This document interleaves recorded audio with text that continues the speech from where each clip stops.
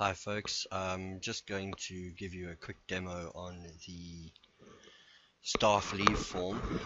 I did put a manual into Dropbox before. I'm just going to go to my Dropbox folder here, um, but it isn't actually as comprehensive as I would have liked, or it was just an introductory manual, let's put it that way. And this video should give you slightly more in-depth look at the staff leave. It's pretty straightforward. The original manual is sitting in manuals and walkthroughs folder. So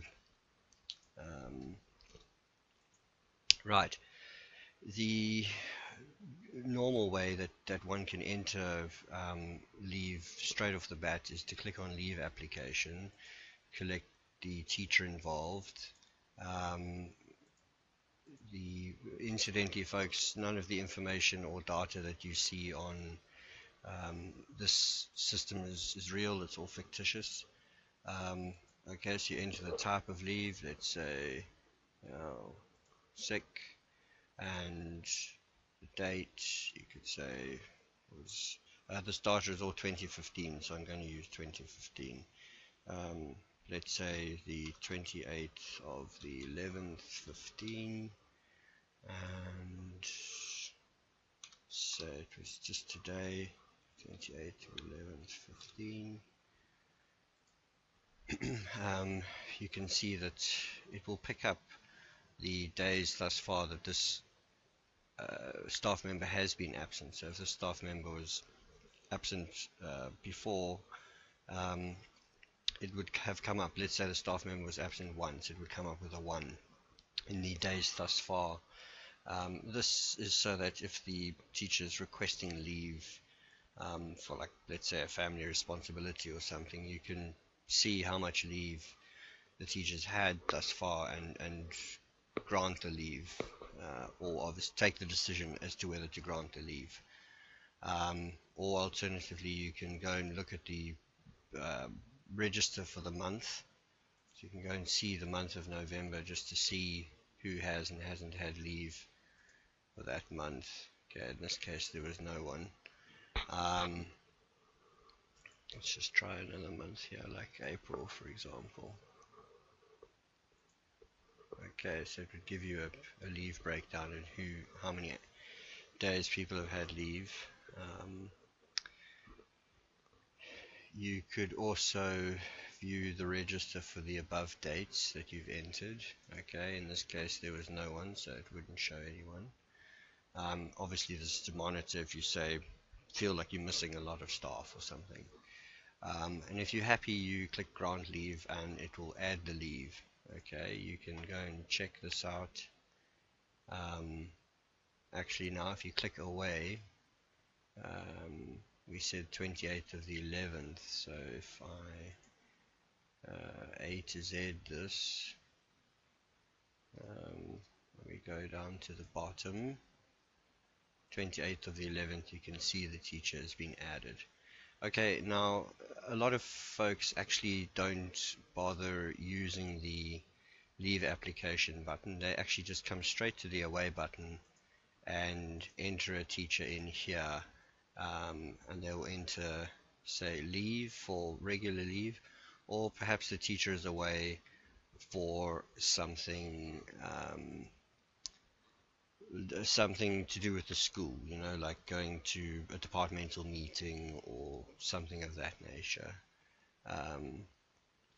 Okay, so then you would choose away as opposed to something normal. Okay.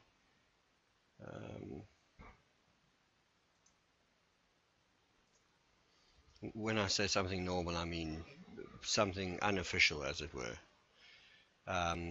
Okay, so in this case, let's say, you know, on duty or something of that nature, or as I said, departmental meeting or something. Another neat feature of this section here is the hours out feature. So I just want to go and have a look at the hours report first, just to go and pick an educator here so that I can show you.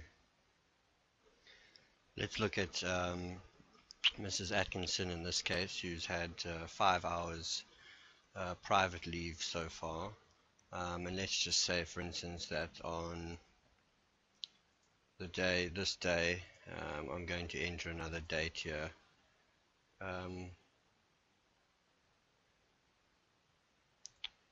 Because, as I say, I'm working with previous year's data.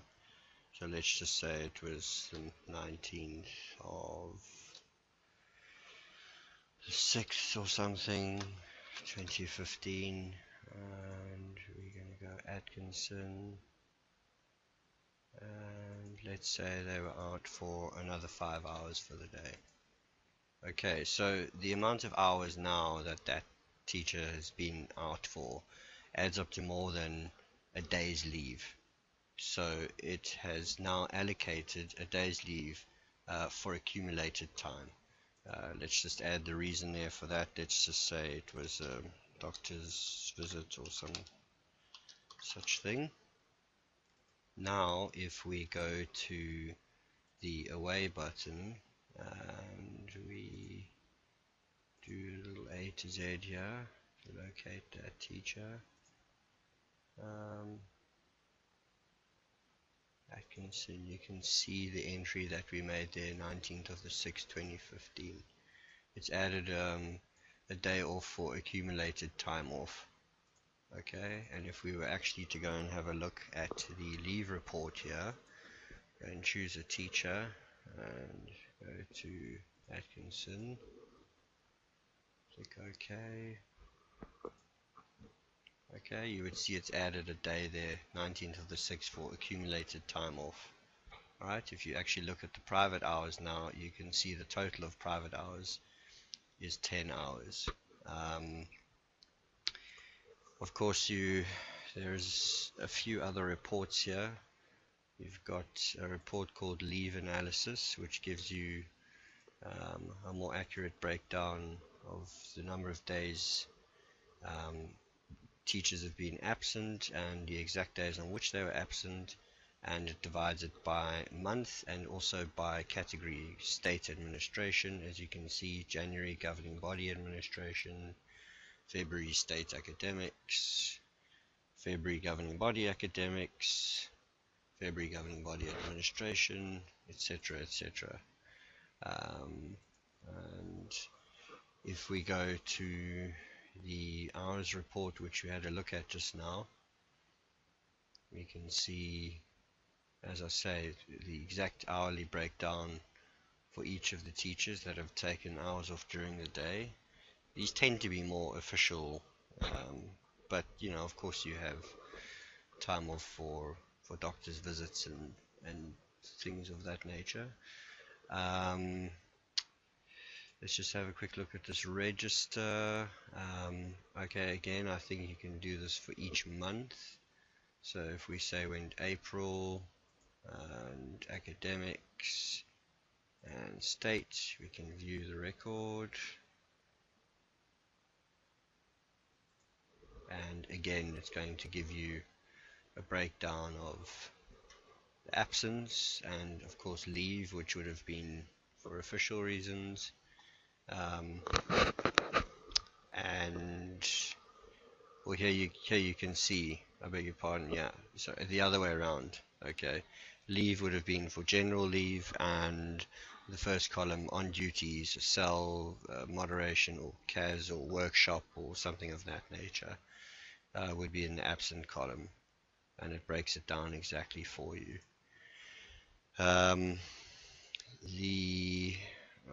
What else was there? The sign out register, of course, is for, most schools put the sign out register in the staff room, and then as staff come in the morning, they sign in, and obviously if they sign out during the day, they sign that register, and that information is collected and that is where the hours out entries can be made from. If we have a look here, that it says enter the date of the first day of this week, and this week it was the 18th. Okay, and so I would type 18th of the 4th 2016, and I'd print the teacher's state, sign in, sign out, register. They simply use that to sign out, much like your attendance registers for the learners, and same thing for the governing body. Okay folks, that pretty much sums that up. It's fairly straightforward. Of course, if you need any more clarification, drop me a line on Skype as normal. And obviously, as a demo video, the bonus is here that you can pause it and rewind it and return to something that you might have missed whilst watching it. Good day folks, take care, bye.